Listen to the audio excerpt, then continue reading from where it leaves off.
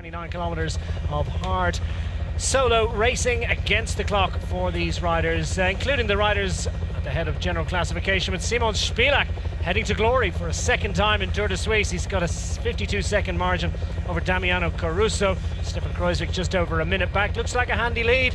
Caruso is a reasonable exponent against the watch.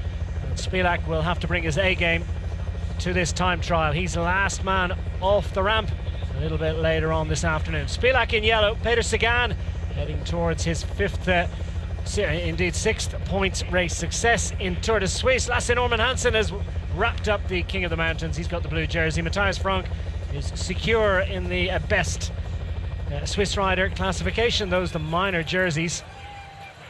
One of the major jerseys is worn by Peter Sagan. If it's not a Black Points jersey, it's a World Champions jersey, and he gave an Arkansas performance yesterday to take his second stage victory of the week, his 15th in his career in Tour de Suisse. Racing into Schaffhausen, absolutely nothing to touch the Slovakian superstar as he got to practice yet another victory routine. This one a little more understated compared to the one we got earlier in the week. Suffice it to say, he's on fine form. So here's what the riders have to contend with today. We're back in Schaffhausen, this beautiful medieval city, starting in the centre of Schaffhausen and back to, well, not too far from the starting point. And it's the same finish line they used for the circuit race yesterday in Herblingen.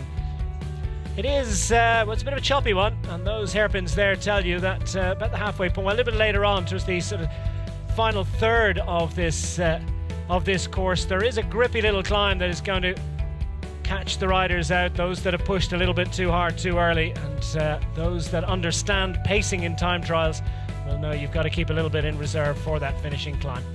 Well, it's absolutely resplendent on another beautiful day of racing in Tour de Suisse, with a couple of obvious exceptions. The weather throughout Switzerland in 2017 has been absolutely marvellous, and they've really had the opportunity to show off this medieval town to best effect. We're very far north of Switzerland, indeed the northernmost city, called the City of the Bay Windows.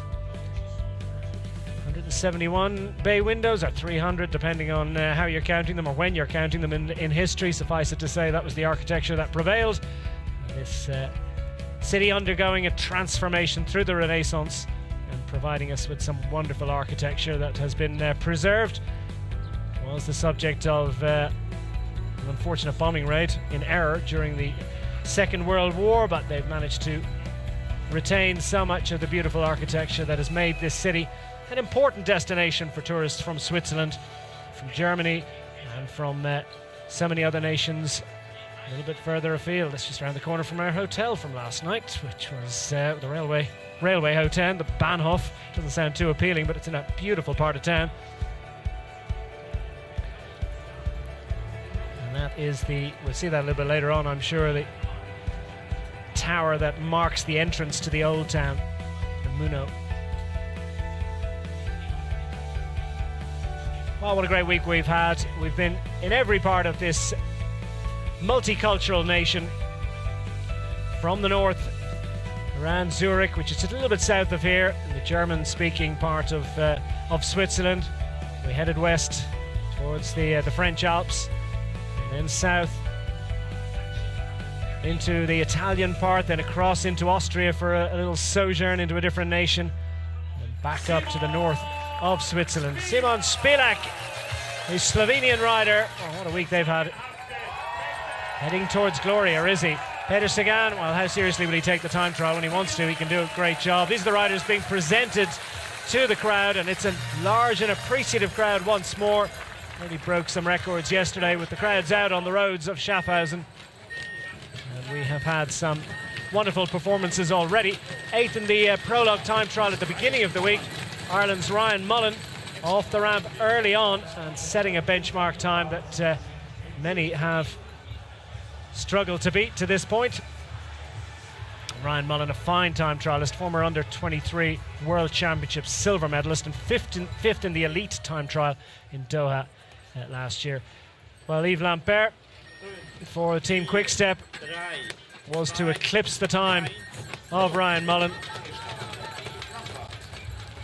Lampaert coming quite a bit later in the order. The 26-year-old Belgian is having a fine season, and in a team that is used to winning. He came out and brought his A game, but no surprise really. Rowan Dennis, another man starting early in the order, the Australian. This Tour de Suisse 2017 is bookended by time trials. The short prologue of 6 kilometres dominated by Rowan Dennis. This an altogether longer affair, but that really plays to his strengths even more so.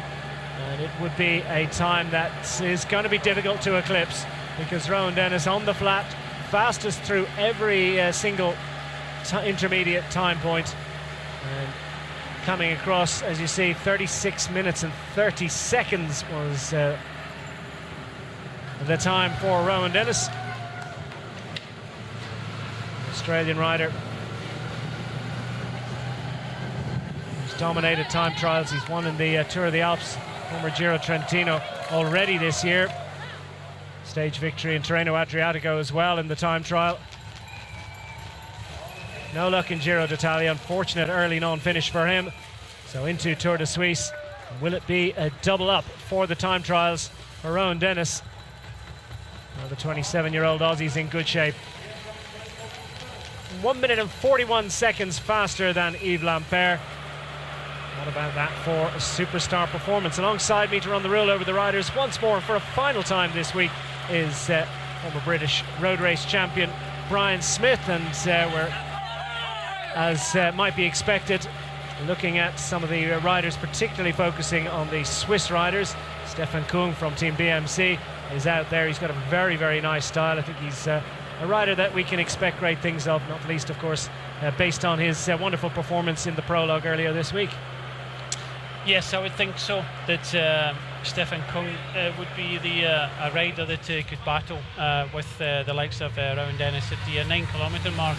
He was 9 seconds behind at that moment in time. Puccio riding a very good time trial as well, albeit 1 minute and 24 behind. But at 21.9 kilometre mark, he was second fastest at that time. So just goes to show you that the Australian champion was head and shoulders above everybody else throughout this course. It was kind of expected. He did come here with 2 goals. One was the time trial, the prologue in the first stage, and this time trial he managed to get into the yellow jersey. He tested himself out, and obviously he crashed out in the he never crashed out, he crashed in the second stage, lost a lot of time, lost his jersey, and ever since then he's done a little bit of teamwork, concentrated in this time trial, and absolutely obliterated it.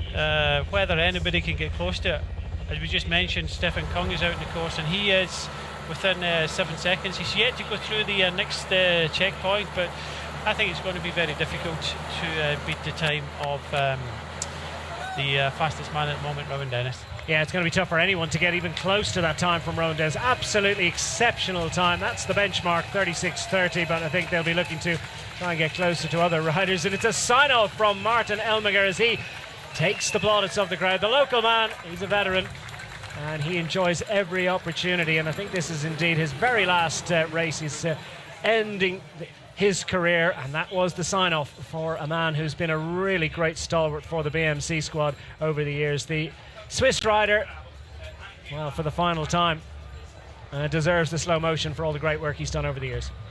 Yeah, he's been a strong rider for many, many years, a great asset to any team, and just wanted to ride a final classic season and a final Tour de Suisse before thinking about retirement. Elmiger, 37 years of age. While his career is coming to a close, Stefan Kung's, though, is very much at its outset. Remember, he was second in the prologue at the beginning of the week, and when Rowan Dennis had that crash on day 2, Kung was nicely placed to assume the yellow jersey and had the lead of his home tour for a day, which was, well, I'm sure that was a great honour, a great boost to his pride. He's quite a shy, well, I wouldn't say shy, but certainly self-effacing, not too aggressive, but he's certainly a very, very popular figure. Jan Barta now coming through, just under 2 minutes behind Rowan Dennis at this point, but that's good enough for 5th fastest. So we scroll through the order. Jan Barta, we would expect a good time from Barta. We'll see what he can manage as he works his way through those intermediate checkpoints along the way. There are two official time points, you might say, at 9 and 22 kilometres, and there's a couple of other timing people here at Tour de Suisse have set up another couple, so we'll try and keep you appraised of exactly what's happening at the moment as we focus on Stefan Kung. I'll tell you, he was second fastest through 8 kilometres to Rowan Dennis, his teammate, and indeed second fastest 9 kilometres as well. Salvatore Puccio of Team Sky currently showing as second fastest through 22 kilometres. Weißt du, wenn das Kästchen siehst, die über den Watt schimmen, dann schießt sie noch mehr an. Ja, aber nicht schauen. Ja, Abgeklebt. sollte man ja. Ja. So, das letzte Tour Suisse. Genau, haben wir. Absolut. Ja, wenn du ein Paar bist, immer so bist du ruhig. Ja. Social. Well, that's it for the final time. Martin Elbiger, he's 38 actually, and moved across to BMC for his final season, having raced for the last few years with the cycling squad, which folded at the end of last year with the Swiss team. For several years before that, AG Tour Le Mondial, and earlier on in his career with the Andy Rees sponsored Phonak Keiring squad.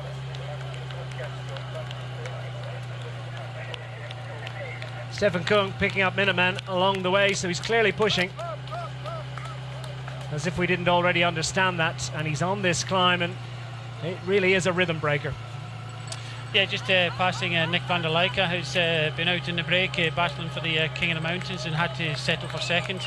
This looks like we're on the foot of the climb. This is a climb of about 4 kilometres in length. The average is about 5%, but it is pushing many of the riders out the saddle. Well, Nick van der Leijke dutifully goes over to the opposite side of the road, and he will, I feel, as soon as they get a little bit further up the road, he'll drop dutifully back, sort of 8 to 10th bike lengths back, so as not to be seen to be taking pace. I suppose on the climb, such as it is, there isn't much in the way of shelter. Certainly a lot less, despite the rapid progress that World Tour pros are capable of. Van der Leijke will understand what's required and what's necessary in the rules of time trialling. Very much a solo affair. Van der Leijke, well, he had a good old swing at it, didn't he, in the King of the Mountains. He was in the break on a couple of occasions. Ended up second as well in the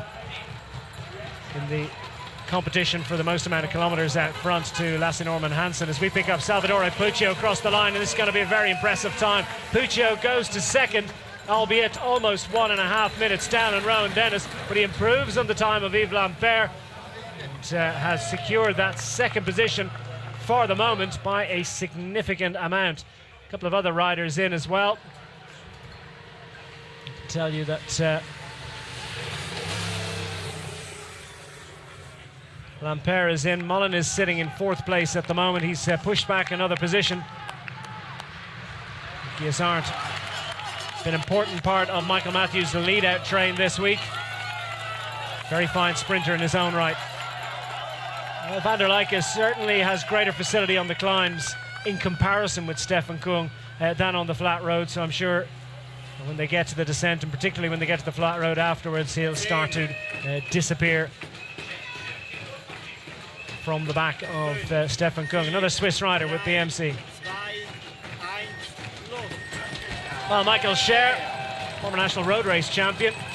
He's a big engine on the front of the train for the BMC squad, yet to produce big time trial form, but you sense that he certainly could be capable of it.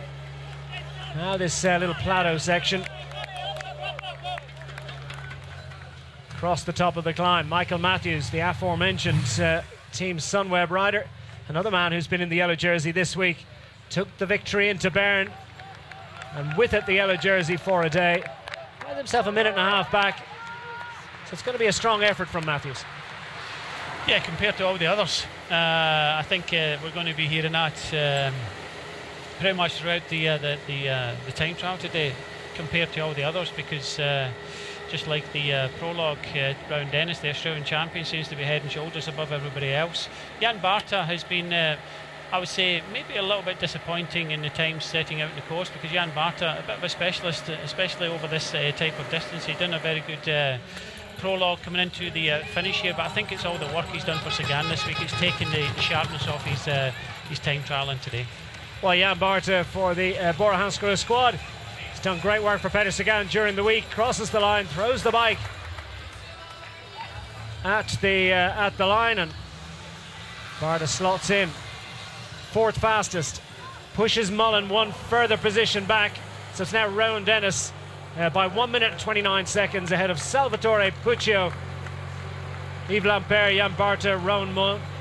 Owen Dool is home now and currently sitting in 6th position. The camera hurries to pick up Michael Albacini, crossed the line.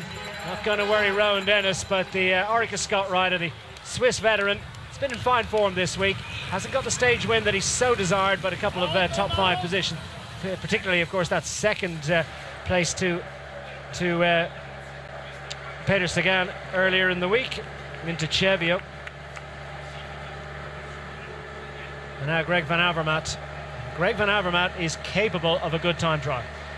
Yes, but I don't think it'll be today.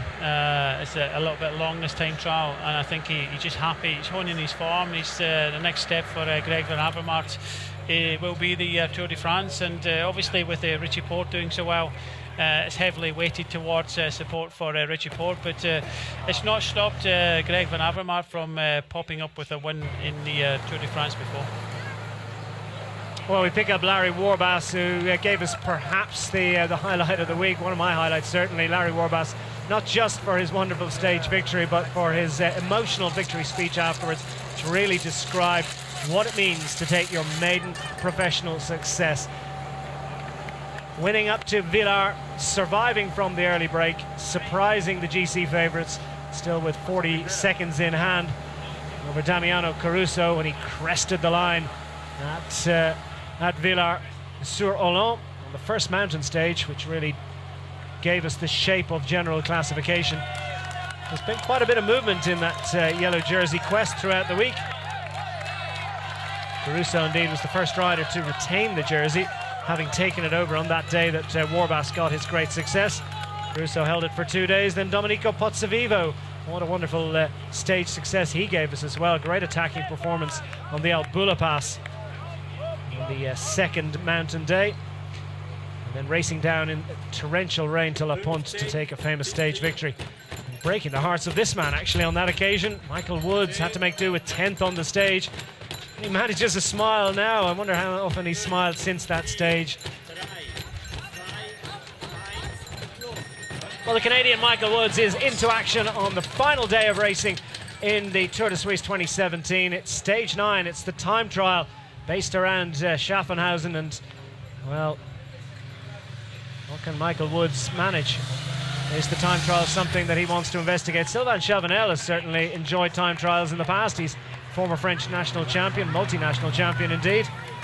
Just how minded will he be to try and roll back the years and see can he drag one big performance out? Looks like Stefan Kung is getting close to more riders coming in. Is this Nicolas Art who's coming up to complete? No, yep, Nicolas Art rolling to the line just behind John Degenkolb. John Degenkolb caught on the line by Le Mans starting a minute behind him. That is a very, very impressive time. Gets to within 1 minute and 13 seconds of Rowan Dennis. Goes to second on the timesheets. Nicolas Art from Team Sunweb brought out the big watts today. Showed them to good effect.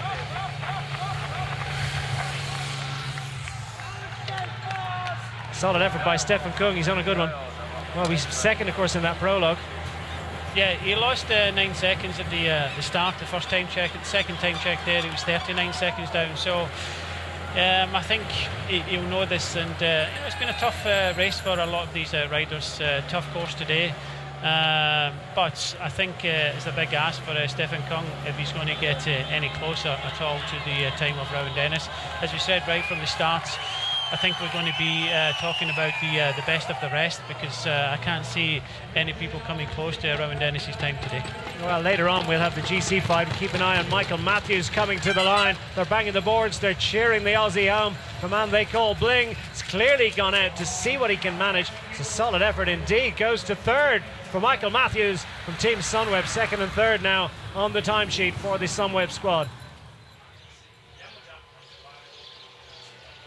Well, BMC have very much been to the fore throughout the week. several days in the yellow jersey. Not looking as if they're going to take the overall honours, but don't rule it out. Damiano Caruso to come later on. He'll be second last man off the start ramp. And chasing that 52-second deficit to the overall race leader, Simon Spilak.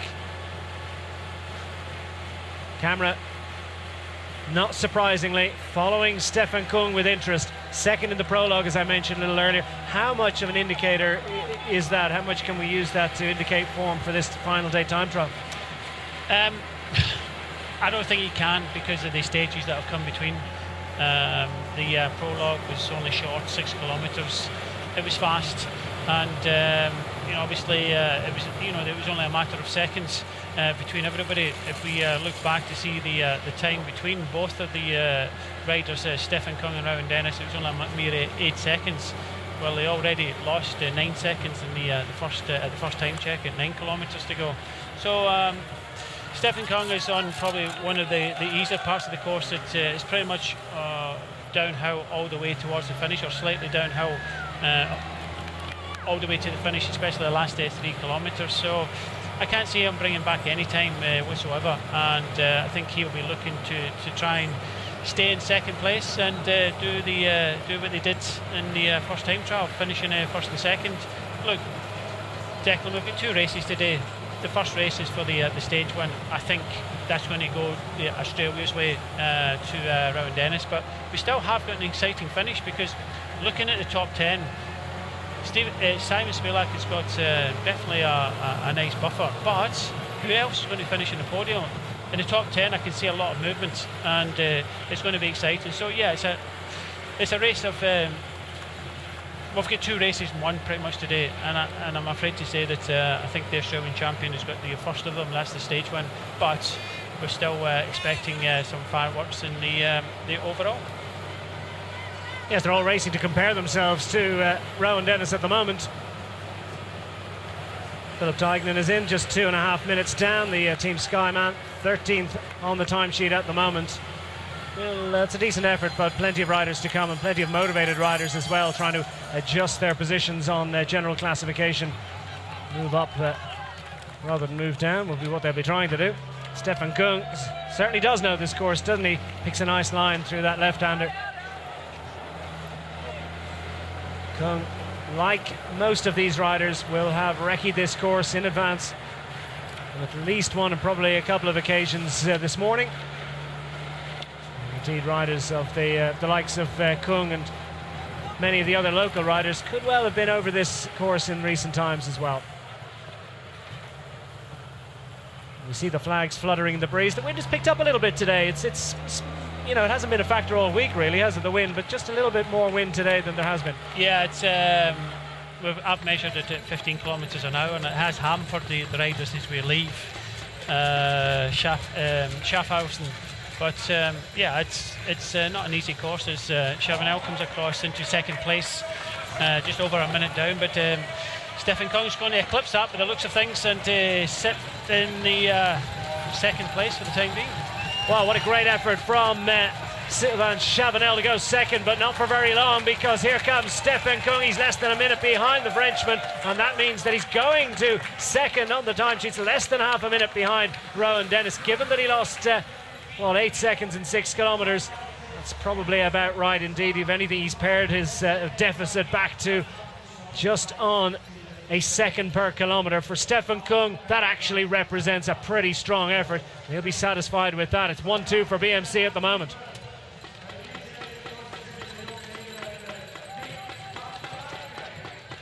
So the provisional standings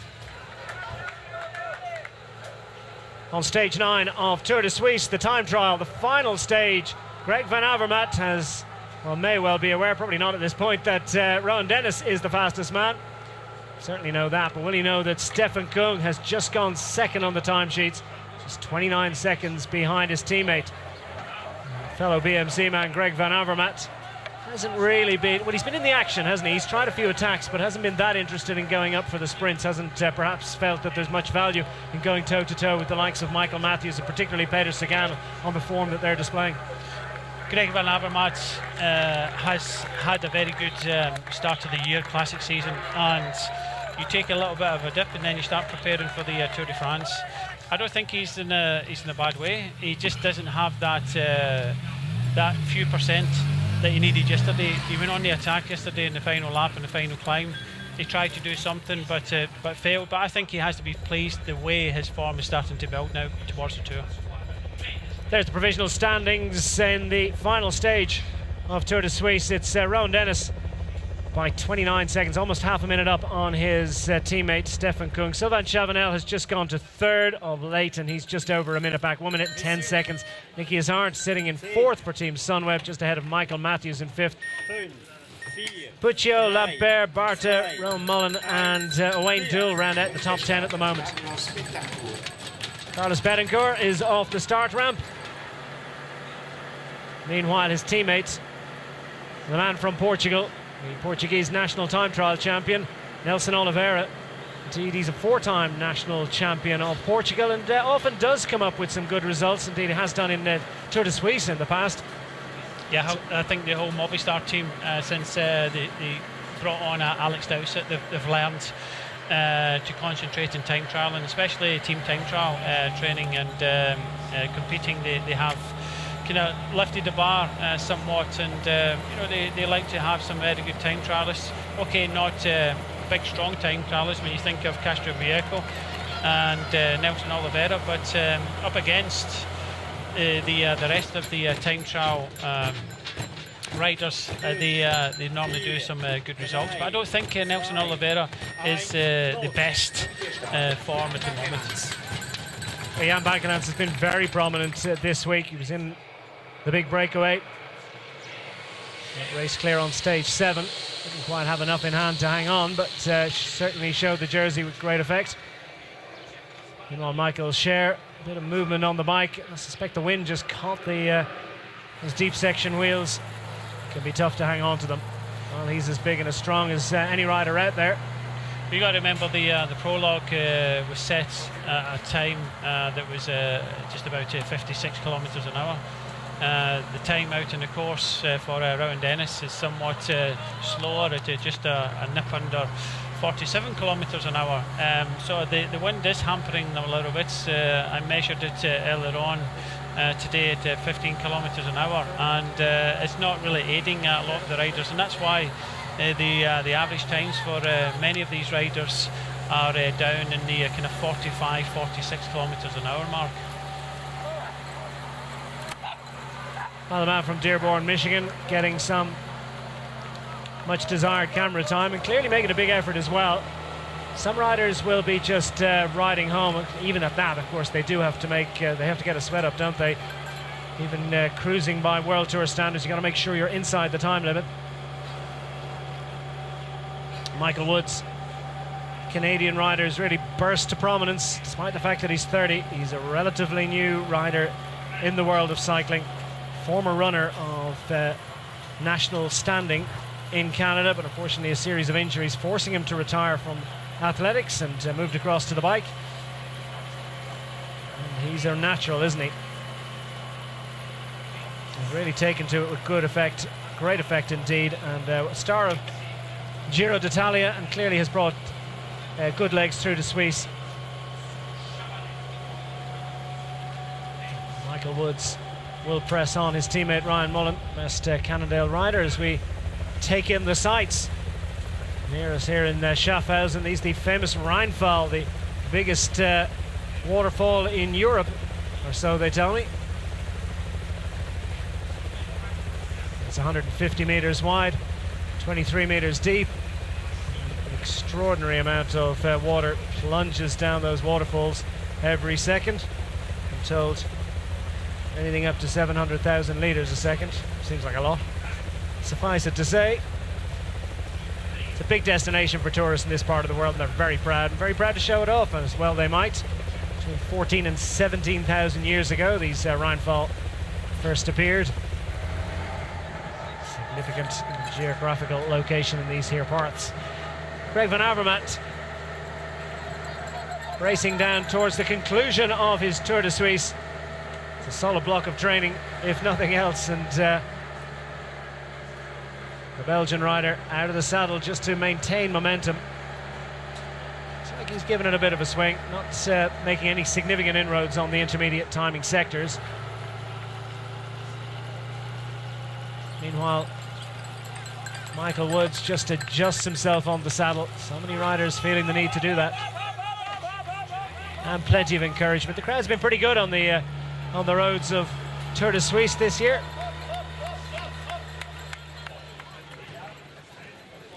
Meanwhile, Patrick Conrad, what fantastic work he has done for the Bora Hansgrohe squad this week. 10, 5, 4, 3, 2, 1, los. So Patrick Conrad is into his effort off the start ramp in Schaffhausen, and by a long circuitous route of approximately 28.6 kilometers. He'll be back to Schaffhausen at the Herblingen district, to be precise, a little bit later on, and it needs to be faster than 36.5 minutes if he's going to be top of the timesheets. We wouldn't expect it at the moment. Rowan Dennis looks imperious as he sits astride the top times. Meanwhile, Greg Van Avermaet picks his way gingerly through that sequence of bends. And Michael Woods already 1 minute and 40 seconds back. Not, I don't think, going to be a significant player. No, it doesn't look like it, but he's more attuned to climbing mountains fast than time trialing at this moment in time. 4, 3, 2, 1, los. Well, Valerio Conti is into his effort. He's 12th overall, sitting 7 minutes and 7 seconds down on overall general classification. It's been a strong week for Valerio Conti. Made a bit of a name for himself, the UAE rider.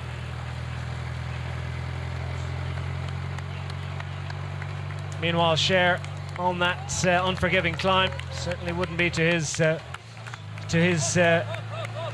favouritism. TJ, actually, isn't it? TJ Van Garderen, stage victory in Giro d'Italia a few weeks ago. He's been a little bit quiet, hasn't he, so far this week? Yes, it's. I think, you know, obviously the Giro was a big goal for him. He went there for the GC, come out there with the stage, and I think he's maybe kind of changed as a bike rider now. Has come here to the Tour de Suisse, and knows that he's not going to the Tour de France. So I think it's just he's been tired. It's not a major goal here, but he's had to do a lot of teamwork, and he has tried to help Caruso in some of the climbs, and you know, swing off and just kind of ride into the finish.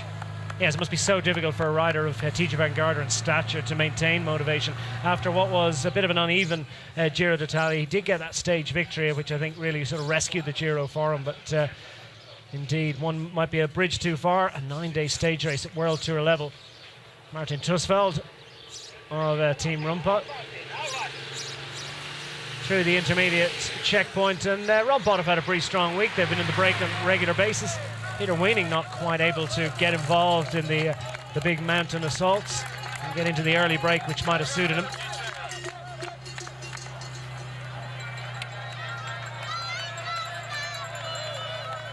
Quick reminder of our standings. It's Rowan Dennis head and shoulders above the rest at the moment, 29 seconds ahead of his teammate Stefan Kung, but Sylvain Chavanel sitting third on the timesheet at the moment as Greg Van Avermaet wakes his way to the line. He's completed Tour de Suisse for 2017. It's not going to trouble his teammate Rowan Dennis. Been a good week for Team BMC. Greg Van Avermaet has made his contribution, but is home now, just under 3 minutes back. Greg Van Avermaet, wow, what a great Tour de France he had last year. Stage victory. Maxime Montfort, we watch with interest, is capable of putting out a pretty good time trial on occasion, but you know, it's what sort of a week the riders have had and just how much strength they've got left after 9 tough days of racing. Well, it's another rider coming out the Giro d'Italia with some reasonable form, sitting in 20th place. Bilbao starts, and he's the first rider to sit in the top 10. They'll come at 2-minute intervals now. They'll start, but it's Nelson Oliveira for Movistar out in the course. He hasn't had the best of form all week. He normally climbs a little bit better, but who knows, he might come into form just like a few riders. Magnus Cort Nielsen getting up there in the sprint yesterday and riding a reasonably good time trial today. So some riders have come here to try and gain a little bit of form. Others have come here to do their bit for the team, but it's been a hard week for many, and Maxime Montfort is an ex-Belgium time trial champion and can do a very good time trial, but I think it's been a tiring couple of months for him.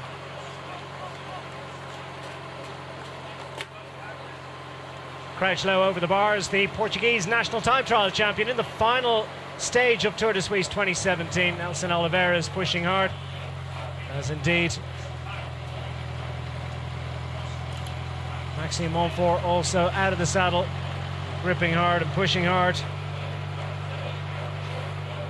7th in stage 10 Giro d'Italia time trial. But there have been a lot of racing since then.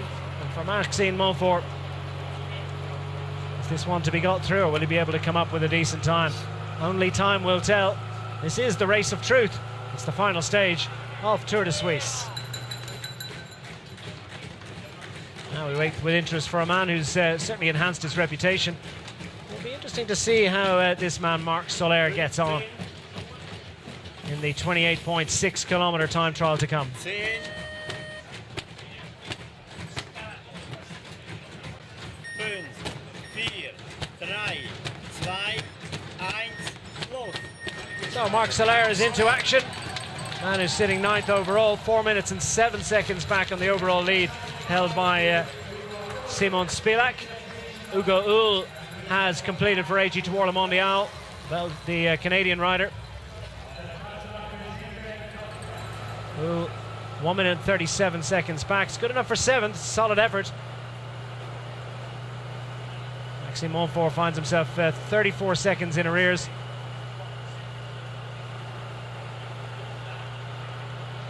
Now Marc Soler will be interested to see how he gets on. He was 33rd at 24 seconds in the prologue, which doesn't sound that great, but it was quite a bit better than most of the other general classification contenders.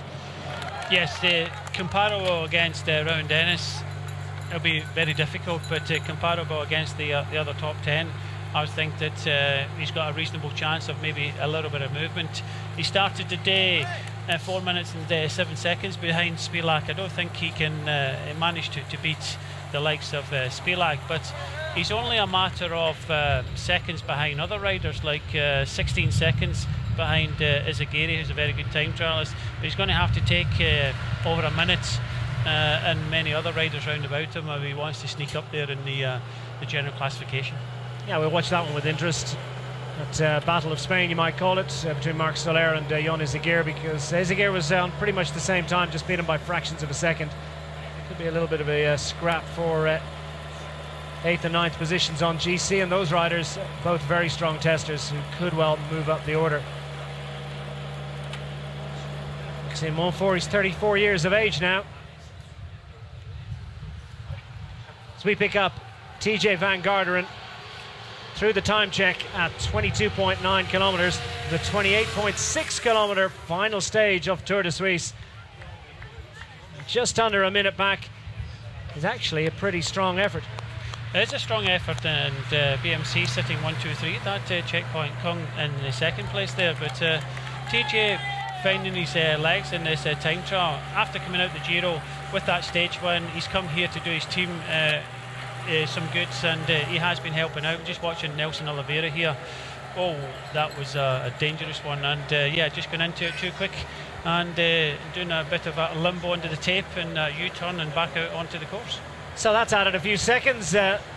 Little sojourn down the escape road for Nelson Oliveira, and lucky he didn't catch the tape, although I think the tape may have given, but yeah, lucky gentlemanly the way it was lifted up. Lucky there was a route out of that, and you know, sometimes in some of these corners there's not a route out, and you know, there's barriers and whatnot, but he went into there too quickly, and if there was barriers through that section, then for sure he would upset himself. Well, he always brings his A game to the time trials. Nelson Oliveira is another man who enjoys the time trials. Victor in the time trial 12 months ago. That's the penultimate day time trial. Jan Izagir finishing second overall in Tour de Suisse, not quite on the same form in terms of time trial performance. Quite a way distance in the prologue from Rowan Dennis, but that's a very different character of a time trial. This is just that much longer. It tends to, and of course the hill tends to change the character of the sort of rider that's likely to prevail. For all that, Rowan Dennis is a great all-rounder, and his prologue performance really was exceptional. 15. 10. So next man up, Michael Nieve. 4, 3, 2, 1, los. He's 7th overall, the Skyman. 33 years of age now. He's 125th in the prologue, 41 seconds back, so he'll hope for something a little bit better than that, to say the least, if he can get involved and make sure that he's not going to come under threat from the likes of Jan Izagir. Start of the day, 2 minutes and 54 seconds back. So that's almost a minute ahead of Jan Izagir. So will Michael Nieve cede that position to his fellow Spaniard? TJ Van Garderen, third fastest at the final intermediate time check at 22.9 kilometers, and the BMC rider, third of 3 BMC riders at the head of the timesheets through that intermediate point. At the moment, the time to beat still that 36:30 of Rowan Dennis. Surely, well, no riders to come are going to get close to that. Really was exceptional stuff from Rowan Dennis, and 29 seconds his advantage over Stefan Kung. And I think that's the realistic target for a lot of these riders, is that second position of Kung. Third, Sylvain Chavanel, 1 minute 10 seconds down on Rowan Dennis. That's also, you would suspect, vulnerable to attack from many of the riders coming a bit later. Now the jerseys make their appearance, courtesy of the best Swiss riders. Matthias Frank sitting 6th overall, 2 minutes and 51 seconds down on overall general classification. And he'll certainly be anxious about this one. He doesn't have much of an advantage over Nieve. No, not at all. And when you look at the difference between Matthias Frank and Nieve, it's only a matter of about 3 seconds. So there could be some possibilities, like we've already mentioned, some movement in the top 10. I don't think Spilak, he has got a buffer of about 52 seconds in Caruso, but when you consider the amount of time between the other riders, it's a battle for movement within the top 10 for sure. Following TJ Garderen down through this technical section, we saw Stefan Kung quite a bit earlier. It's nice work from Van Garderen. He's quickly back on the pedals, back up to speed, back on the skis.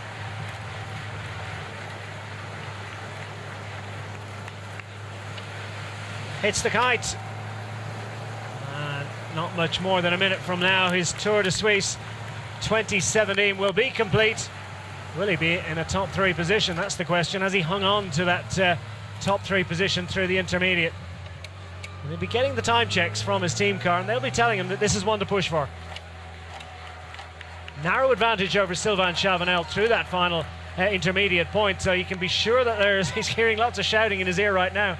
Yeah, I would think so. BMC want to finish off this with a flourish, and would dearly love to finish 1, 2, 3 in today's stage. Yeah, it'll be an exceptional performance for TJ Van Garderen, really putting an excellent time trial together. If he manages a top 3 position, plenty of riders to come. Will he get up for third? He's still second and third place at the moment. Coming to the line for TJ Van Garderen of Team BMC. They're banging him home, and they're sending the American on to glory. Going to be a 1, 2, 3 for now, at least for Team BMC. Indeed it is.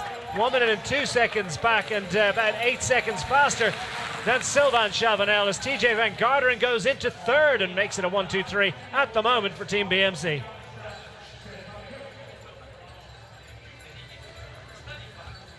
On his head, nodding his way to the finish, betraying much emotion on his face. Neither indeed is Rui Costa. 2.5 minutes down for the Portuguese rider, the former world champion and 3 times winner of this race. 3 times in succession. He's not going to match that surely, but for Rui Costa, still plenty to chase for. Well, Victor Delaparte is going to come up with solid effort indeed. Finds himself just 20 seconds down through that intermediate point. The Movistar team, as you've mentioned, Brian, really have impressed with their time trial performances over the last few years. I mean, it's the technical aspects as much as anything else, and the amount of effort that they put into the training. Yeah, there's a few other teams as well. You can mention Française de Jeu, put a bit of effort in, and you know, some teams will look at this because having a very good time trial in your armoury, you can do a very good stage race, the likes of the Tour de Suisse and other type of races. But it's having everything. It's if you concentrate on time trial and you take it away from something else and your type of riding. So it's going to be interesting to see how this pans out today, because there aren't a lot of kilometres to make up a lot of time, and Spilak with a 52 seconds advantage at Caruso, courtesy of his climb up to the glacier a couple of days ago, was absolutely fantastic. But Caruso is looking behind himself with 13 seconds to Kruijswijk, Pozzovivo, Costa, Matthias Frank, Nieve, Izagirre. They're all very close in the overall. Well, here's the pocket dynamo that is Domenico Pozzovivo. 34-year-old Italian, leader of this race earlier the week. And as I mentioned, winner of stage 6 into La Punt in torrential downpour. Superb descending performance, great tacking performance on the mountain as well. The Albula Pass, second of 2 ore category ascents on that mountain appointment. And Domenico Pozzovivo, well, he has managed one exceptional time trial performance in the past in the Vuelta, but in general the time trial is not an event that goes to his favour. So Pozzovivo, 2:28 behind, might be feeling a little bit vulnerable. We'll watch with interest to see how he gets on against Rui Costa, because there's not much time between them, just a matter of about 7 seconds. Rui Costa with a nice opportunity to move up to 4th on general classification at a race that he really adores. Yeah, he's got possibilities when you compare the likes of Rui Costa, as you mentioned. From Rui Costa to Pozzovivo, he's 7 seconds behind him. It's going to be tough to maybe beat Kruijswijk, because he needs 1 minute and 30 seconds. But Matthias Frank, another rider, it isn't too far away from Pozzovivo either, because there's only 23 seconds between Matthias Frank and Pozzovivo. So they could, for sure, we're going to see some changes in the top 10. Well, watch with interest to see how Paddy Bevan gets on. And that is a surprise, isn't it? Paddy Bevan gets across the line. He's 4th at the moment. What a great week he's having. A couple of top 6 finishes. 4th, I believe, his best finish in the sprints, and has also put together a very impressive time trial. The Canada-named Drapek squad. Indeed, he had a 2nd place on the line, didn't he? Now we pick up Stefan Kruijswijk. Kruijswijk, Team Lotto NL Jumbo, sitting 3rd overall, and he's off the ramp and into his effort. Kruijswijk just 1 minute and 5 seconds behind Simon Spilak, the overall race leader. He's got a decent advantage over Domenico Pozzovivo. It's a narrow enough margin between himself and Damiano Caruso, who'll be next off the ramp, and that's going to be interesting to see whether we could have a bit of movement, a bit of a change between 2nd and 3rd, and whether indeed Kruijswijk could well challenge Spilak for the overall win. Marc Soler, 9th overall.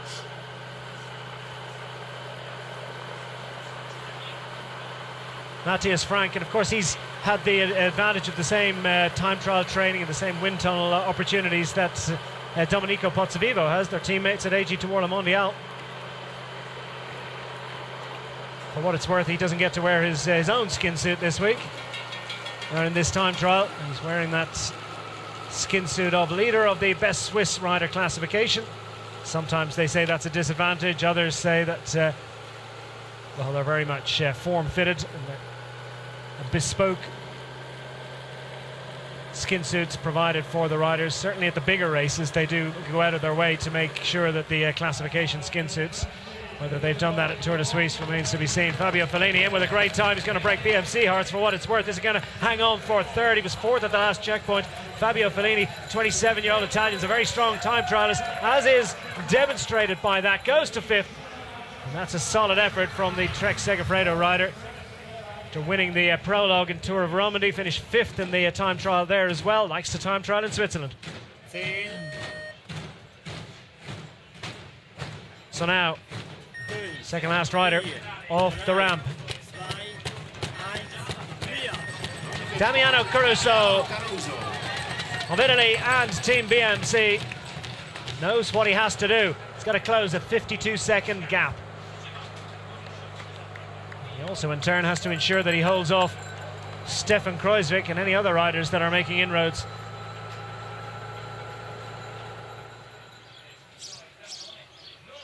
Jan Izagir, this will be interesting. 16 seconds back, fourth fastest at 9 kilometers, the first intermediate point.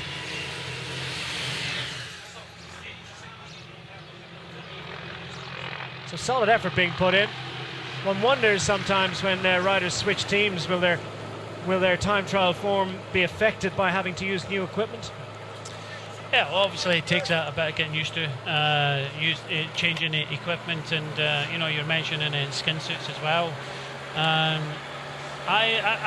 know a lot of races put a lot of effort into making sure they fit, but you're talking about a matter of days. A matter of days to get something to fit, or even 24 hours to get something to fit. Well, the professional teams use a matter of months and sometimes years to get everything spot on. So I don't think you can compare leaders' skin suits against the team skin suits, because I think the team skin suits are better suited and work 100%. So is this a disadvantage for this man? The overall race leader, Simon Spilak, who's wearing the yellow jersey and heading into action now in the final stage of Tour de Suisse. He knows how to do it. He's done it before, taking the victory in the time trial 2 years ago, breaking Welsh hearts, relegating Geraint Thomas on that occasion.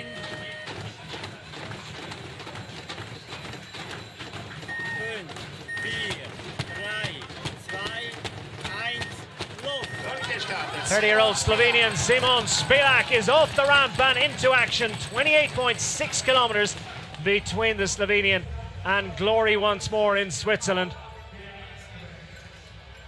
As we get slow motion of riders coming home, Michael Scher is home 20th fastest, a Swiss rider with the BMC squad. And what a great week they've had. Pozzovivo, fourth overall. Well, he doesn't cut a big hole in the air, does he? So I suppose that's to his advantage. The watts a little less than other riders are producing. All evens up to a little bit slower than he might hope for. We'll see though. Martin Tuisveld, 9th fastest. Good top 10 performance from the Dutchman with the Team Rompot squad, the Pro Continental team, and big powerful rider, just within a minute and a half of the time of Ron Dennis. Matthias Frank on as big a gear as he dares. Well, the Swiss rider has had a good week, there's no doubt about it. Not really an exceptional time trial rider. Did get 7th in Criterium International time trial stage a couple of years ago. 6th in Bayern Rundfahrt, the time trial there in 2014. Those are the standout performances over the last couple of years. Jan Izagir though, 4th, maintaining that 4th position and still staying at 16 seconds back. Jan Izagir pushing to try and get a little bit further up. Currently sitting 8th. Trying to close that 3-second gap to Mikel Nieve, started 2 minutes ahead of him on the road. Maxime Montfort. It's been a long campaign to this point, finds himself 2 minutes and 10 seconds down at the final check. Heading for home down the hill to get the relief of the gradient and the finish line to come. Meanwhile, considerably early in his effort, well, Domenico Pozzovivo and his teammates a little bit further up the road. Behind him on general classification, Matthias Frank, 3.5 seconds. It's a pretty strong effort.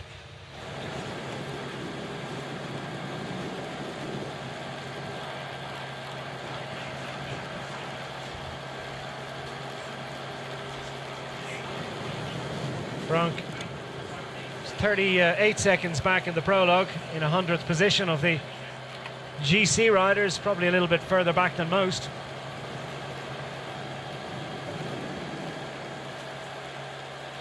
Although it's worth noting that Simon Spilak was only 2 seconds faster, 93rd, and for a man who is pretty strong in the time trial, as climbers go, probably wasn't the most obviously auspicious start to a GC push. Just shows, I suppose, ultimately the prologue not playing a big role this year, because those mountains really were horrific and immense, particularly the Tiefenbacher Gletscher.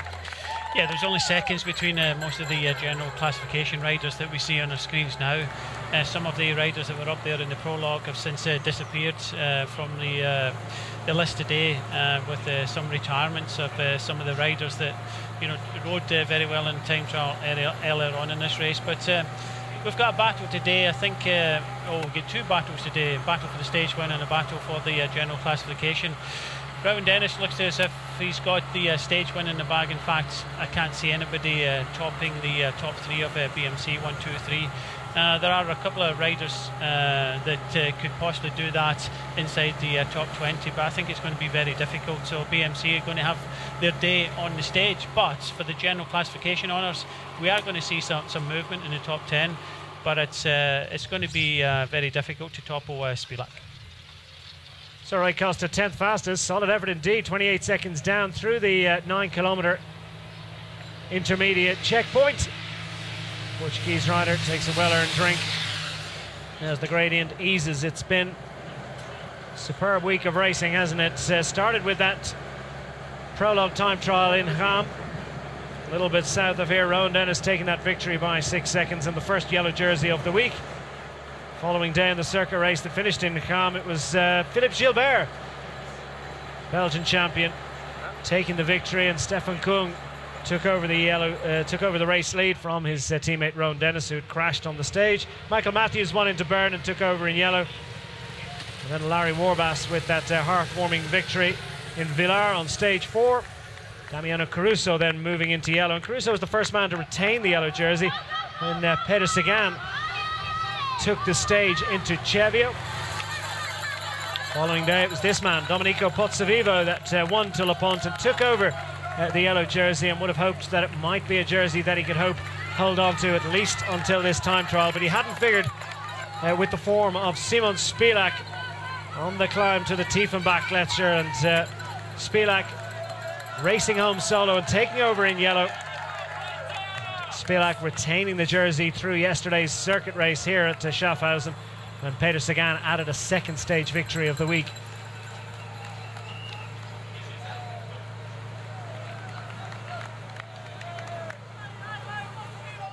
Pozzovivo pushing on, that's a big result for him. He did have a 5th in Giro d'Italia stage back in 2014, 5th on the Tour de Suisse time trial on that occasion. He's producing some very impressive time trial form around that time. Tour of Spain, of course, in 2013 came up with a surprise 3rd place finish in the time trial behind Fabian Cancellara and Tony Martin, and ahead indeed of Vincenzo Nibali, Dario Cataldo, Nicolas Roche et al. I tell you what, he's not doing too bad today. The first time check at 9 kilometres, he's only 13 seconds down in 4th position. So Pozzovivo had a bad day in the mountains when he had the yellow jersey, but it looks as if he's bounced back today. Well, we'll keep an eye out. He's surely going to find it difficult to challenge Stefan Kreuzvik, who's just 1 minute and 5 seconds down in overall general classification going into today's stage. Potsovivo, by contrast, 2:28 back. Tusveld finishes and is home with a provisional top 10 finishing position for the Dutchman and Team Rompot. Solid effort indeed.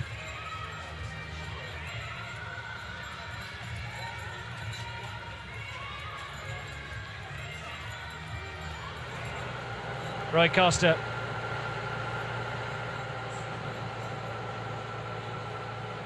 "28 seconds back through 9 kilometers. Much to push for. Former world road race champion, his day of days. And the UAE Team Emirates squad has got a gem in Costa, but what sort of form is he taking into France in the next few weeks? Well, it's been a solid week here in Switzerland, and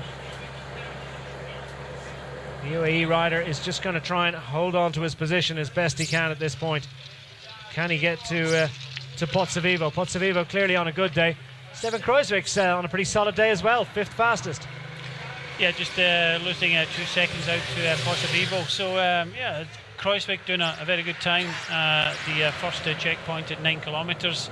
Only 2 seconds off the best of the top 10 performances, and that's Potsovivo, who was the best of the riders that have crossed that point by a mere 2 seconds from Kreuzvik.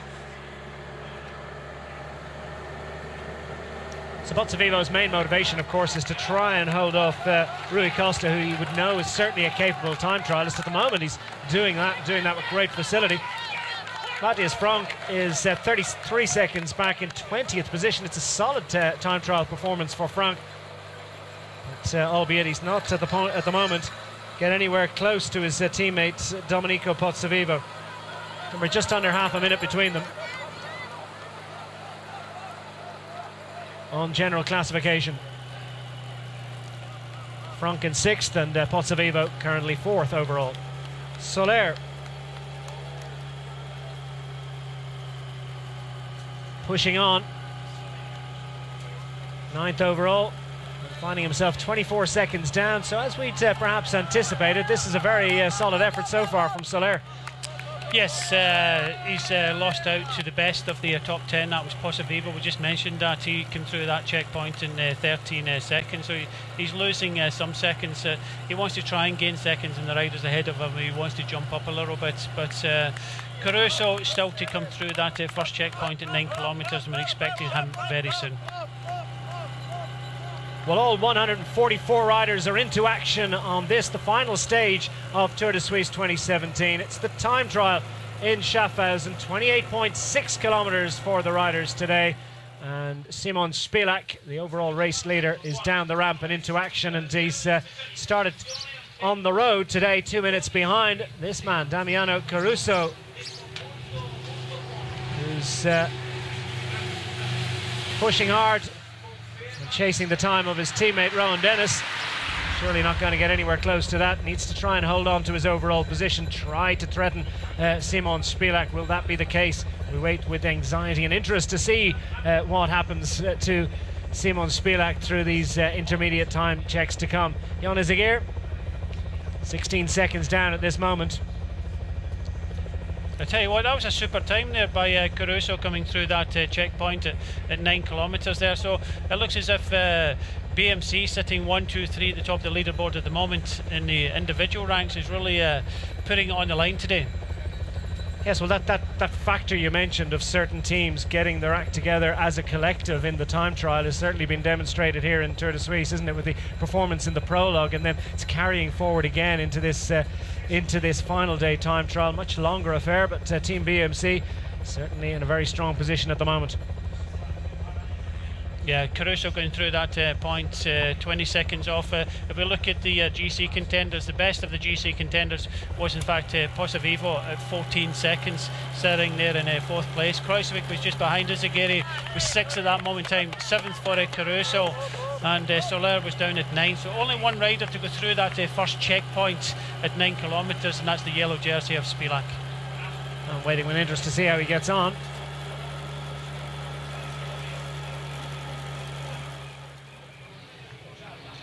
Simon Spilak, we pick up this second fastest. Would you believe it? He's within 7 seconds of Rowan Dennis, and this is a very strong performance. Strong beginning, that's certainly it from Simon Spilak, the overall race leader.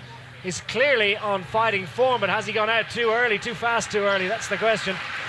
Well, he knows himself, he's experienced enough, he's won this race before, good time trialist, and setting the second fastest time at that moment. And now that everybody's through there, there are some riders in the top 10 that are missing some seconds, but we go through that point. Spilak was second there at 7 seconds, and I think Declan will go through the other ones there to see how far they're down.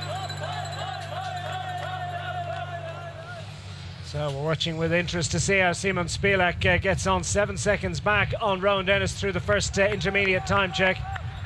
Pozzovivo fifth, as Brian has mentioned, 14 seconds back. Stefan Kreuzvik 15 seconds back. Izagir 16 seconds. Caruso at 20. Soler back 25 seconds. And the GC riders gravitating towards the head of affairs, as you might expect. They are, by some considerable margin, the most motivated riders in this time trial. And there you have it.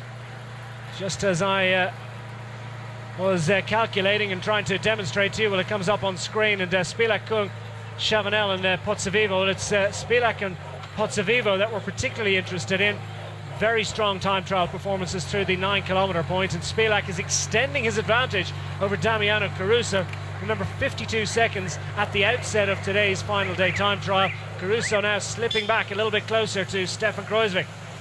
Well, at the 9 kilometre mark now, we can see there's no real change in the top 5, but still a long way to go in this time trial. Still room for movement, but what we can see is this man here is definitely up for it. He's setting a very good time out in the course early on, and really wants to finish this day off for himself and his Katusha team by winning his second Tour de Suisse. A little bit of head movement there from Simon Spilak, the 30-year-old Slovenian with the Katusha Alpecin squad. 6th season on this team. Slovenian, no surprise, he's one of the all-time sporting heroes of his nation. Marc Soler might have hoped for a little bit more from this time trial. It's a solid effort so far, but he's not making any inroads on the other riders around him. Soler might have hoped that he would get a little bit closer to Jon Izagir, but Izagir is 7th fastest at the moment. Izagir in turn might have hoped for a little bit more at this point in the time trial as well. Yeah, it's still a bit to go, but all comparing the riders at 9 kilometres at the moment, and Izagir is probably of the top 10, one of the better of the time trialists, together with Spilak. You got to remember, he won the time trial last year, I think, coming off the descent at 113 kilometres an hour, if I can remember. But Jon Izagir, it's another year on, another team, and I don't think he's setting this course alight, because you'd have him down as a possible top 3 performance, but struggling a little bit out in the course. So far we can see in the general classification riders no change in the top 5, but still looking very good for the top 3 for BMC on the stage. Unless, of course, this man can get in amongst them, and it's every chance he can, the way he's going at the moment. And we'll watch with interest and wait for the arrival through the intermediate checkpoint at just under 23 kilometres for Marc Soler. 3rd fastest, so he's on a bit of a charge. And that is a significant change, isn't it? Just under a minute down on Rowan Dennis. Well, it says he's starting to get quicker. He was 11th fastest at 9 kilometres, so you got to remember that this course is fairly rolling to start with, and then we've got that 4 kilometre climb late into the course of 28.6 kilometres. Average is about 5%, so it does look as if Soler has started to get gradually faster and faster on this course. So Marc Soler is on form. He's chasing the time of Rowan Dennis, who currently leads this final stage time trial. Valerio Conti is coming in to complete his Tour de Suisse. Solid effort indeed from the Italian rider. It's caught his Minuteman. It's Conrad. Conti is home, 8th fastest for the Italian from UAE Emirates. That'll be good news for Rui Costa. Going well in the time trial. Kreuzvik rides a big gear, doesn't he? For a rider who is able to dance up the mountains, the equal of almost any other GC rider on world cycling, he really can haul a big gear in the time trial too. Great all-round performer. Might have hoped for a little bit more, but well, Giro d'Italia may have left to some of his best form in Italy. Still, it's been a solid effort for Stefan Kruijswijk, who is third overall, better than solid. Yanni Zagir has stepped up faster than Soler, so Soler is not getting to Yanni Zagir.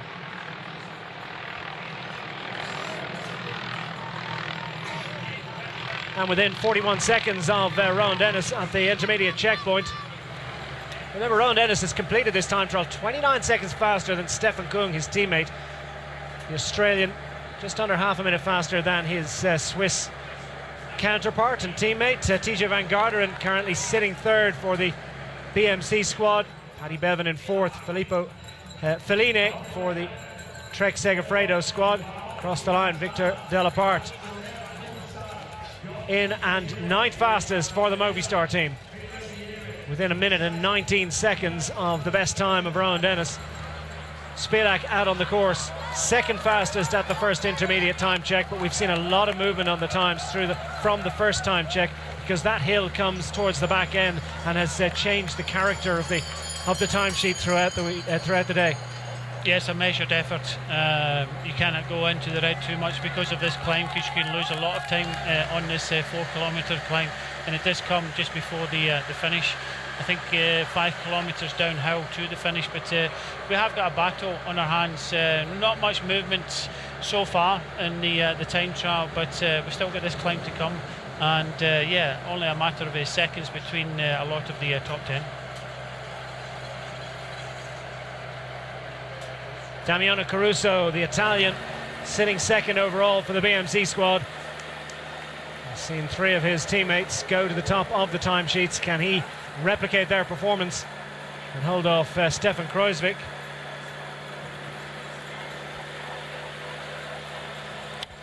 Started the day just 13 seconds behind Caruso did Kruijswijk, so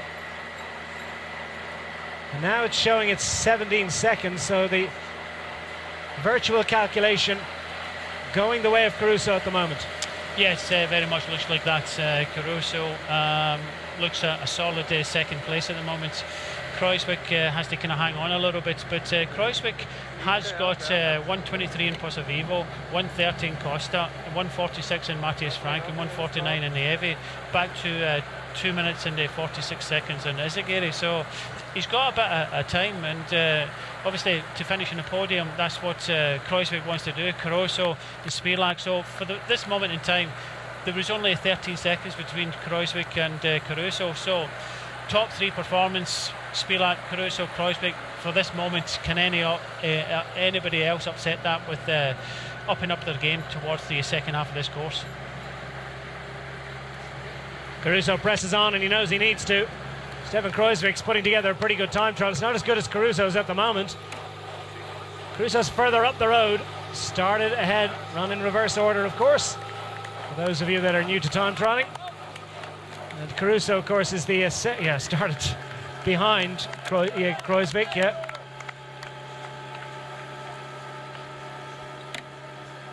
Because Caruso is ahead of him on general classification. Really overcomplicated that one. Marc Soler is through to finish.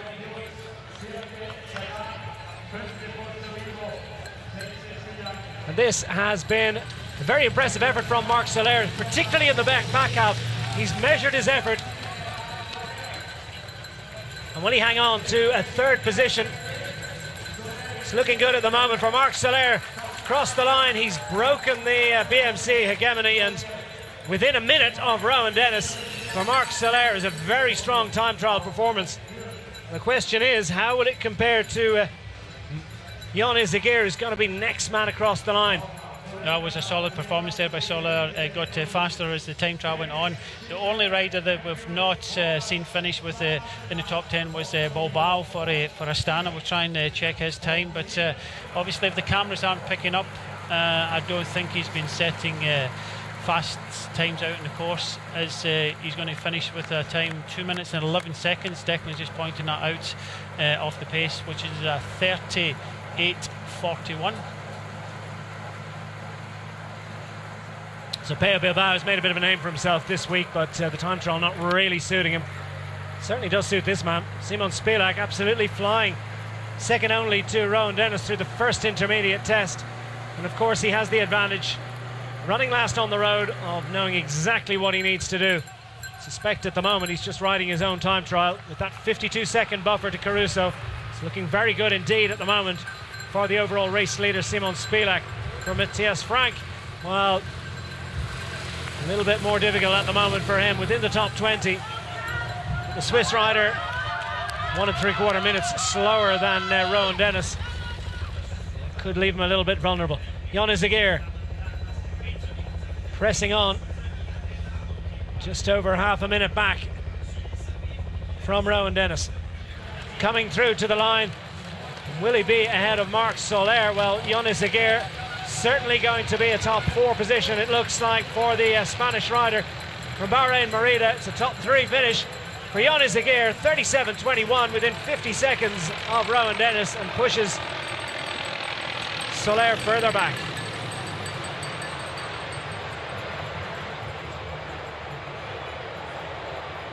Well, Jonas Aguirre, having started the day in 8th position, has certainly rubber stamped that performance.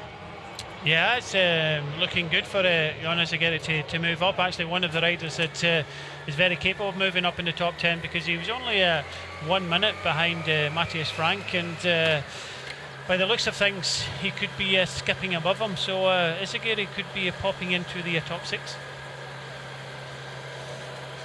Stefan Kreuzvik now still dueling. It's a match race between himself and Damiano Caruso for that second position on the podium. Simon Spilak looking very strong, surely racing to glory. Rui Costa, 9th fastest, make that 10th quickest through that final intermediate check. 1 minute and 18 seconds down for Portuguese former champion, who started the day in 5th position. 2:35 down. He needs to make sure that he finishes at least 16 seconds quicker than Matthias Frank. Well, he's doing that so far at the moment on the course, so it looks as if he's holding on to that 5th place. Posavivo went quite quick at the 9 kilometre mark. He's the next person past the second checkpoint at 22.9 kilometres. So we saw Kreuzvik, and then we saw Caruso, and then we saw Kreuzvik again. And this is what we're focusing on. And the Dutch star, a picture of concentration. Makes a nice shape on the bike. It maybe sticks up a little bit, but certainly not a lot of body movement.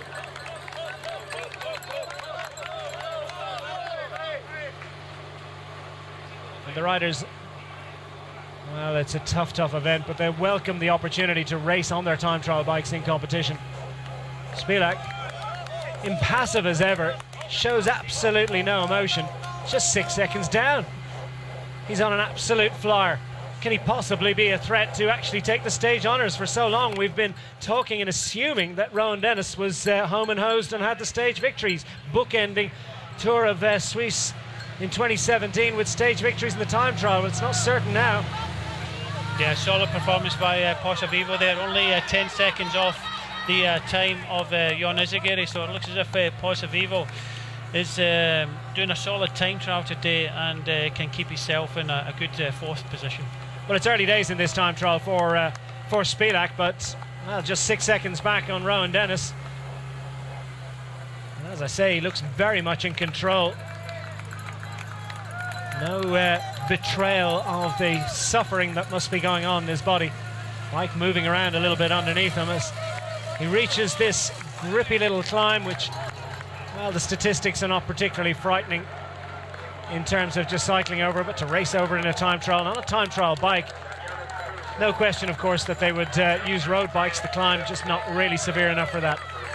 No, 4 kilometres at 5%, but that's the climb towards the end. Spilak was on just one of the rollers beforehand, so Yeah, not an easy course today. The best time is Rowan Dennis, 36:30, and he averaged just a nudge under 47 kilometres an hour. Mikel Nieve is home, and this is interesting because he's going to be 37th, and that is certainly going to put him under threat from Jan Izagirre. I suspect that Mikel Nieve could be dropping a position on overall general classification. O'Brien is working away at the abacus. The beads are flying. We'll get full confirmation of it, but not a perfect performance from Mikel Nieve. It's a near perfect performance so far from Simon Spilak.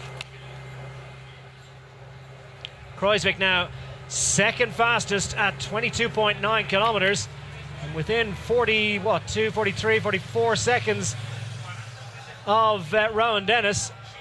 So Stefan Kruijswijk fourth fastest through that intermediate checkpoint. Yeah, solid performance by Kruijswijk. I think there's a nice battle between himself and Caruso, and I think he knows that. It's propelling him on a little bit to do a very good time trial. So the only movement I can see in this time trial is Izagirre popping into the top 6 now. Well, Jan Izagirre is currently sitting third on the timesheets at the conclusion of this time trial. Mikel Nieve is home, and it's confirmed actually 40th fastest with an adjusted time for the Spanish rider Mikel Nieve with Team Sky. Stefan Kruijswijk. Oh, what will the time have for him through 22.9 kilometers? Fourth fastest. And actually Soler is popped above Nieve as well, so if it keeps on going with it, it's likely to do now. Izagirre is popped above Nieve, and so is Soler has moved up above Nieve as well. So Nieve not having the greatest day, sitting in 7th place. Looks like he could be 9th. Well, the question is, what has Matthias Frank done in terms of preserving his position ahead of Jan Izagirre? Marc Soler as well, also on a fine time trial performance. It's 23rd fastest for the Swiss rider. 38:30 his time was. So precisely 2 minutes down on Rowan Dennis, and that is going to be vulnerable to the effort of Jan Izagirre. Make that calculation for you. Simon Spilak, second fastest at the last time check. It's quite a while ago. Last man on the road. Rui Costa is going to come home. Will it be for a top 10 finish in the time trial? 3 times in succession, a former champion of Tour de Suisse, and Rui Costa, the Portuguese former world champion, has completed 13th fastest, and just under 1.5 minutes back, 1:24 back for the UAE Team Emirates rider. So Rui Costa 1:24 back, and the start of the day 2 minutes and 35 seconds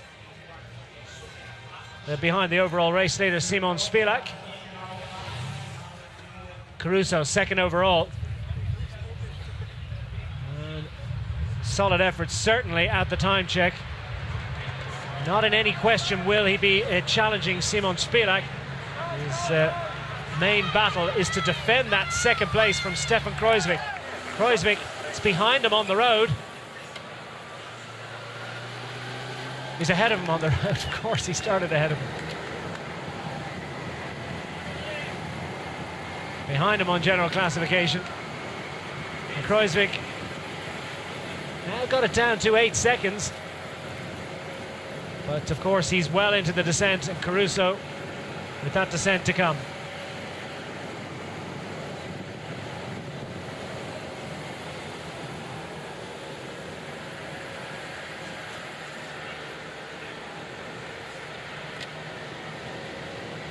So Stefan Kruijswijk picking the right line on the descent as Domenico Pozzovivo comes through for an exceptional time.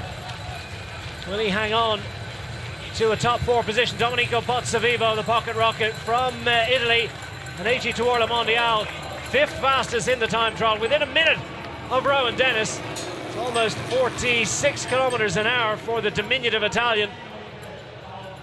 He's just 165 centimeters tall, but he packs a punch. Yeah, just unfortunately, when he was in the yellow jersey in the tough climb up to the Glacier, he lost a lot of time. So Simon Spilak at the 23-kilometer checkpoint. And that time is good enough for fifth fastest, 45.35 seconds, and it's going in the wrong direction for him a little bit. Yeah, but he has that buffer. He's there and thereabouts with Caruso and Kreuzweg at this moment in time, so I don't think he has to worry too much about it. First and foremost, he thinks of maintaining and keeping that yellow jersey, winning the Tour de Suisse in its history for the second time.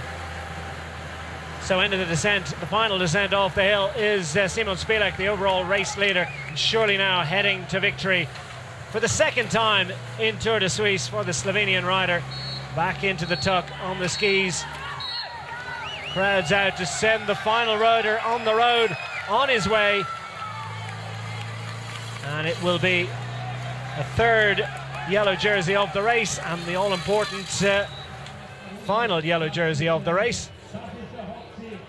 Just looking at the split point at 22.7, the second split point, there is no change in the top five in the general classification. It does look as if Jon Izagirre's popped into sixth place. Naevi losing a couple of places as Soler moves above them as well. Here's Kreuzweg in to complete. He'll be anxiously awaiting the time of Damiano Caruso coming behind. Kreuzweg starting the day in third place. It's a very impressive fourth place finish for Stefan Kreuzweg, 53.15 seconds back.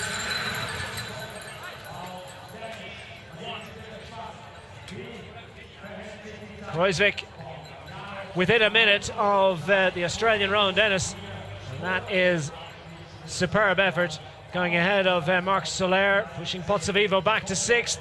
TJ Van Garderen moving back to seventh. Bevan, Feline and Chavanel at the outer reaches of the top 10. And the time trial still being led by Rowan Dennis, who's well in. Been in that hot seat for a long time. I don't think that he's under threat for the stage win. Stefan Kung second at 29 seconds at the conclusion of the time trial. So the time for Caruso to come in is the 37.37. If he comes in inside that time, then he'll keep his second spot. So that's the time to look for. 37.37 will mean that Stefan Kreuzweg has not managed to replace Damiano Caruso in second position. And Simon Spilak, fifth overall, through, or fifth fastest through that final intermediate check. Final one we have on screen at any rate. They do have one at the kilometre point. We'll try and pick up details from that, see if we get it when they race under the kite. But Simon Spilak is well into the final knockings and just needs to keep it clean, and he'll surely be home for another victory. He's a man who absolutely loves it in this part of the world. Caruso home to complete, and it's looking good for Caruso. Surely he's going to make it. He certainly does. And Caruso's home third fastest for the Italian. For Team BMC, it's back up to a 1-2-3 for the BMC squad. More importantly for him, Caruso faster than Stefan Kreuzweg and protecting his second position on overall general classification. Superb effort from the Italian. Well, Damiano Caruso within 47 seconds of his teammate Rowan Dennis. And BMC packing nicely at the head of affairs. Caruso protects second, but there's nothing he can do about overhauling Simon Spilak. 45 seconds back. Well, at the last checkpoint, Rowan Dennis certainly made significant inroads in the closing stages, and Spilak, well, he's not going to be far behind Caruso, if indeed he actually is at the end. No, I think he could be possibly snatching that third place in the stage. So BMC finishing as he started at 1-2 for sure. But is Spilak just tiring a little bit towards the finish? It was a brave effort from Caruso, a nice time trial. They'll be wanting to finish at 1-2-3 in the stage as well. BMC with a solid second in the overall, but it's down to this man. If he keeps on pushing on, he could be finishing third in the stage and taking his second ever Tour de Suisse title. Well, he's on the limit. He's pushing hard, isn't he? He needed 2 bites of that right-hander there to move back up and turn in again. And Spilak is not holding anything back, wants to see what he can possibly manage. He's into the closing stages of the Tour de Suisse time trial. I don't think he's quite going to get there. Damiano Caruso will hang on to that position, but Simon Spilak will certainly race to glory and take a second victory in Tour de Suisse in 3 years. For Simon Spilak, it's mission accomplished. He will race home to take the final yellow jersey of the race, finishing 5th on the stage. Rowan Dennis gets stage honours, but this man will win the race overall. It's Simon Spilak of Slovenia, the overall race winner of Tour de Suisse 2017.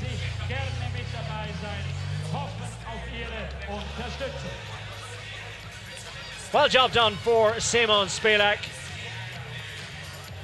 Very controlled, measured, and nicely put together time trial performance to complete. No risks taken, plenty of watts expended, and ultimately he wins the event. Well, the winner of the time trial, indeed winner of 2 stages during the week, Rowan Dennis, will get to go to the podium once more. Just testing the wrist after that effort, showing no effects, of course, of that crash on the second day. Served only to delay him and prevent him from hanging on to the yellow jersey. But there's confirmation of stage honours on stage 9, the final stage of Tour de Suisse. Rowan Dennis ahead of his teammate Stefan Kung by 29 seconds. Damiano Caruso 3rd on the day and 2nd overall. 3rd of the BMC riders on the day at 47 seconds. Johnny Zaguer up for 4th. Spilak wins with 5th in the time trial. Wins overall as Stefan Kruijswijk does a solid effort to be 6th on the day. I think so, yeah. Brian, that was nicely put together by Simon Spilak. Did exactly what he needs to do. Yeah, he looked solid. If anything, the stage that Posavievo won, he was obviously showing a little bit of effects, a little bit of fatigue. Bounced back the next day, solid team performance, and for the second time in 3 years, he wins the Tour de Suisse. But that was an exceptional performance up to the Glacier a couple of days ago, and solid time trial there. But let's not take anything away from some of the other top 10 performances there, because there was some GC contenders really battling it out there and putting in some good results in this time trial today. But it's certainly thirsty work for the yellow jersey. Well, he's certainly earned that, hasn't he? He has endured throughout the 9 days of Tour de Suisse, and where does this man go from here? Seems to come back to Switzerland next year and win something again. Yeah, he loves it in Switzerland, doesn't he? Great performances in Tour de Romandie in the past as well. Can he now translate that onto another stage as we get some sights and sounds of this stage? Rowan Dennis off much earlier on the starting order and had a long day in the hot seat, but one that he was certainly looking forward to when he set out today. Would have been nothing less than he would have hoped for. It's an absolutely beautiful position on the bike. Rowan Dennis has taken stage honours on the final stage of Tour de Suisse. Simon Spilak, well, he gets the overall. And it's been another great 9 days of racing in Switzerland. Final World Tour stage race ahead of the Tour de France.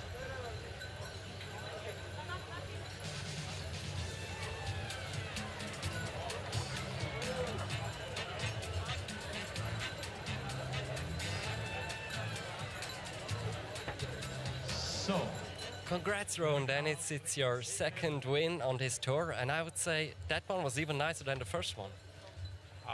Yeah, I can't really pick between the two. I think I came here with the goal to win both time trials and to try to get back into the swing of things with racing. A bit of bad luck for me, but for us it was a great finish. We got 1, 2, 3 on the stage, I'm pretty sure, BMC that is, and 2nd overall with Damiano, so it's been a really good week. You've won with a huge advantage. How could you be so strong at the end of such a tough tour? Well, I don't know. I really don't know. I just switch my brain off and go hard. Obviously, it's also calculated of what I need to do on the climbs, the flats, the downhills with the power, but at the same time, you just have to not think about the pain and try to go as fast as possible. Thank you very much. Thank you.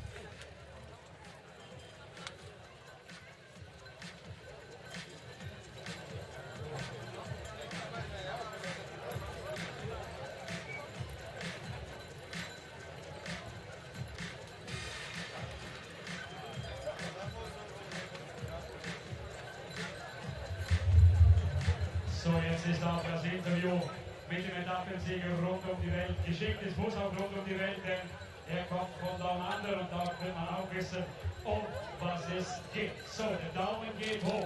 Und hier in Schaffhausen haben wir jetzt die Gelegenheit, den schnellsten Mann auf einem Straßenvelo zu gratulieren. Er gewann den Prolog zum Auftakt und jetzt auch das Finale, das Zeitfahren Schaffhausen. Wir gratulieren Rowan Dennis.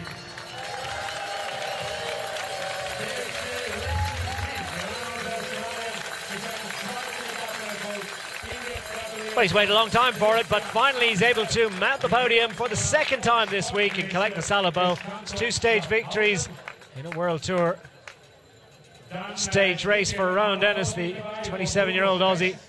Gets the Salabo and gives his sponsor, BMC, the home sponsor, exactly what they wanted. A 1-2-3 finish on this final stage. Well, it's been a great week. A day in yellow for Rowan Dennis as well to celebrate. We'll certainly remember this victory, a visit to Switzerland, with great affection. Rowan Dennis, your stage winner on stage 9 of Tour de Suisse.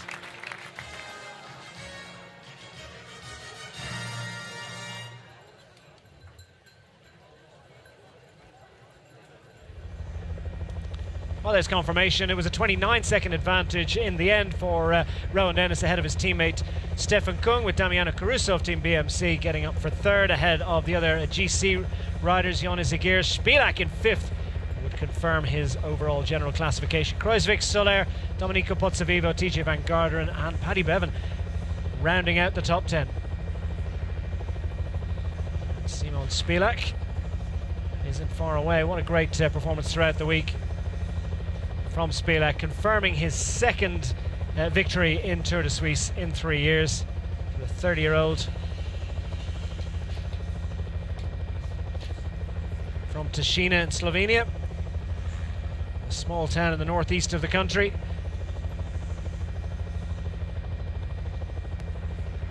And hopefully we'll very shortly have an interview with him.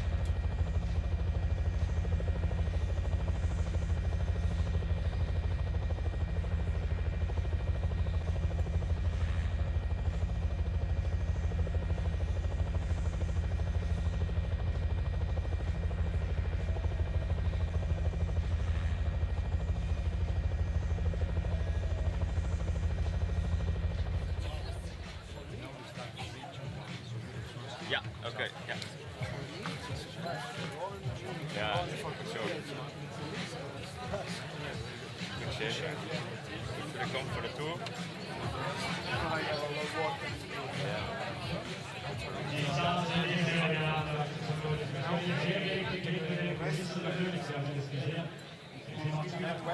Yeah, I do know racing in July.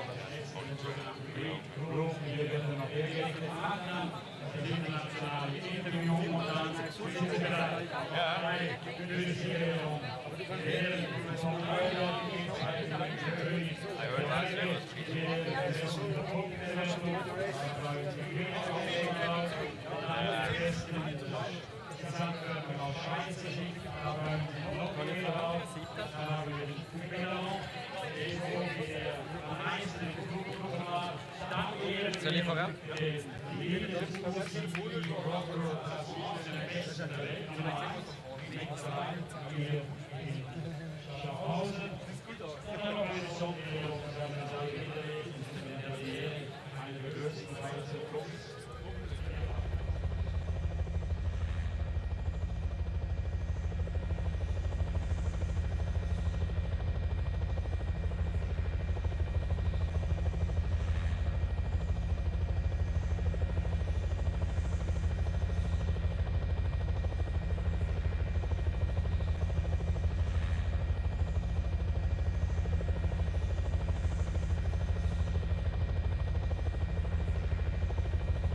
And there's confirmation of the stage winners through the week. Rowan Dennis bookending the Tour de Suisse with his victory.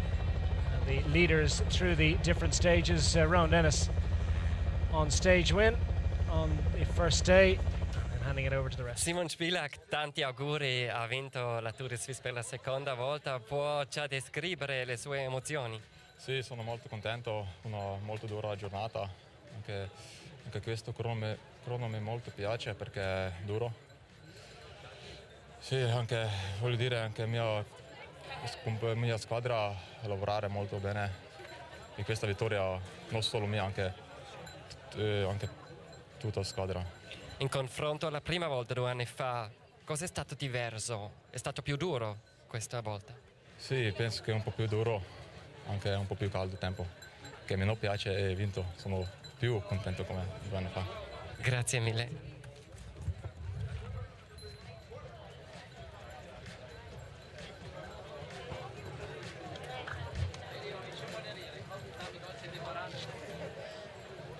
So, das Interview ist in der Kiste. Wir sind bereit für die Siegerehrung in der Gesamtwertung bei der 81. Tour de Suisse. Und wir beginnen mit 3-2-1. Also das Podest wird aufgebaut. Dritter in der Gesamtwertung bei der 81. Tour de Suisse mit einem Rückstand von 1 Minute und 8 Sekunden auf den Sieger. Der Profi für das Team Lotto Jumbo NL aus den Niederlanden, Steven Kruisbein.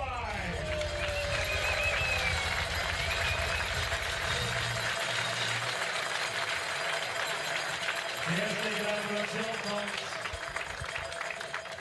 So, mounts the final podium. Stefan Kruijswijk from Team Lotto NL Jumbo, the Dutchman, will finish third overall in Tour de Suisse. First visit to the podium this week, and it is the all-important one, top 3 finish in a World Tour stage race. Great effort, but couldn't quite manage to get to Italy's Damiano Caruso. Couple of days in yellow. Ultimately found wanting on the Tiefenbacher Gletscher, but hangs on for a wonderful second-place finish in Tour de Suisse.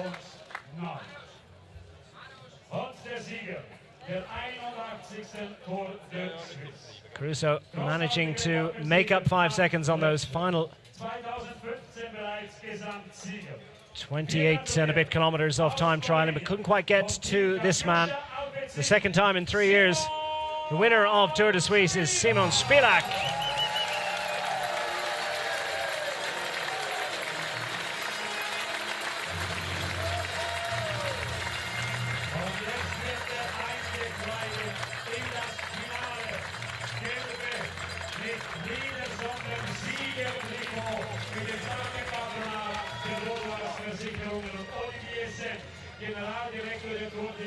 So Simon Spilak, who took his first victory since the Tour de Suisse general classification in 2015 when he took that stage victory a couple of days ago, has added the overall success.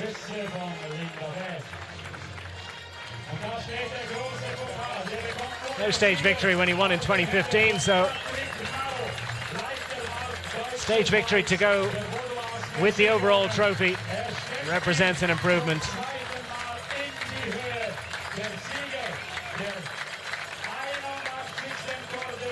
He's won Tour de Romandie in the past. In 2010, he's taken 3 stage victories on that Swiss stage race. Eschborn Frankfurt in 2013, GP Miguel Indurain 2013, a stage of Criterium de Dauphiné in 2014, but his second victory in Tour de Suisse, I think, probably representing the zenith of his career. Simon Spilak, thumbs up from your overall race winner.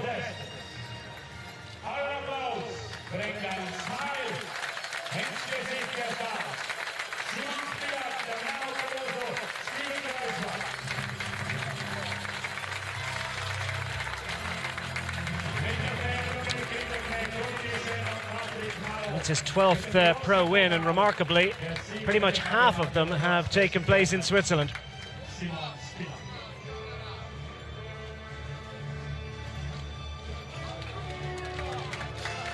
Well, that name will be etched on the trophy.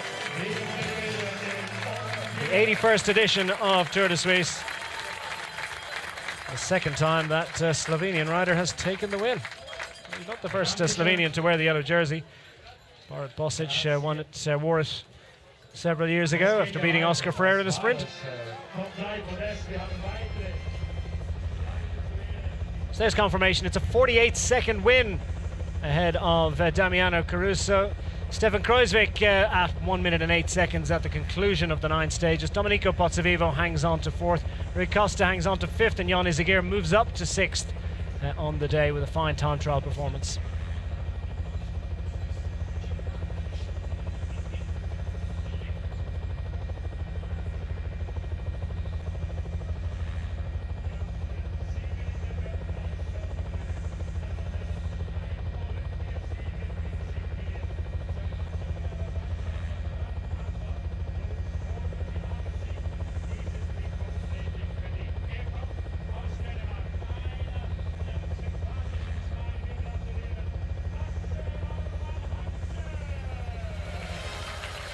Well, what an amazing week it's been for Team Aqua Blue Sport. They got a stage victory on stage 4 courtesy of Larry Warbass. And now, having been in the break, the early break on 3 days of the road stages and spent the most amount of kilometres out front of any other rider, Lasse Norman Hansen has confirmed that he has taken Team Aqua Blue Sport's first classification jersey in World Tour stage racing. And the big Danish rider, 25-year-old, has a big engine and has used it to great effect. He's a trackman of some considerable note, having won the Olympic Omnium in 2012. And now, Lasse Norman Hansen is now your winner of the King of the Mountains in the Tour de Suisse 2017. That's rubber stamped with his success in yesterday's break, having taken the lion's share of the points on offer. Ahead of Nick van der Leijken. A great scrap between the two, but Lasse Norman Hansen just had too much power for the Dutchman and won King of the Mountains. Here's confirmation of the standings. It was a 9-point lead at the end. Damiano Caruso got up for 3rd as a result of his efforts in general classification. Bakeland Spilak, Larry Warbass, Lars Petter Nordhaug, the 2 Aqua Blue riders in the 3 of them indeed in the top 7. Woods Pozzovivo and Ben King also scoring well.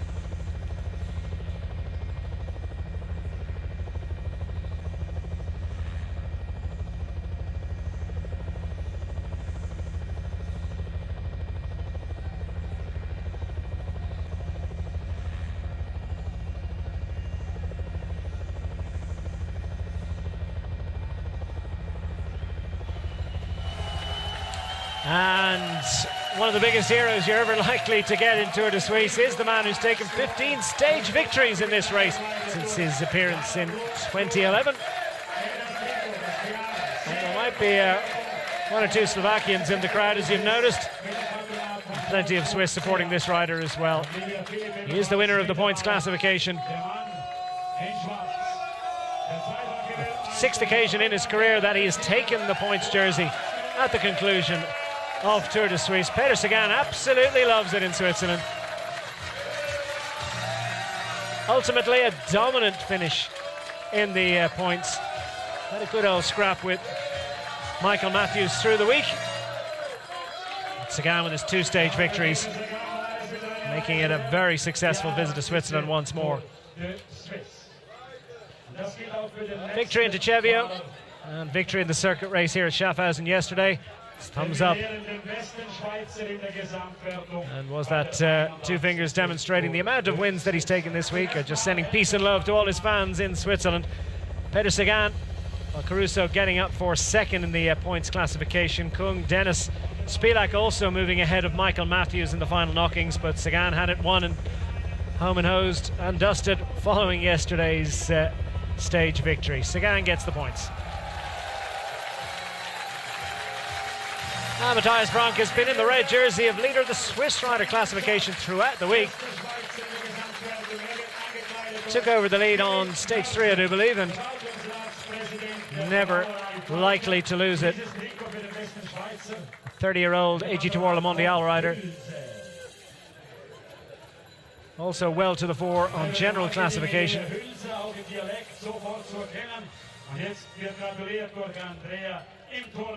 Leiterin Marketing. Schaffhausen, die Schweiz, gratuliert und feiert den besten Schweizer in der Gesamtwertung der Tour de Suisse, Matthias Frank. Matthias Frank slipping back after the time trial today, so it's probably difficult for him to raise the smile, but finishing comfortably in the top 10, finishing 7th overall on general classification, and best Swiss rider of the 9 riders that began a week ago. Matthias Frank, well, over half an hour ahead of Michael Scher.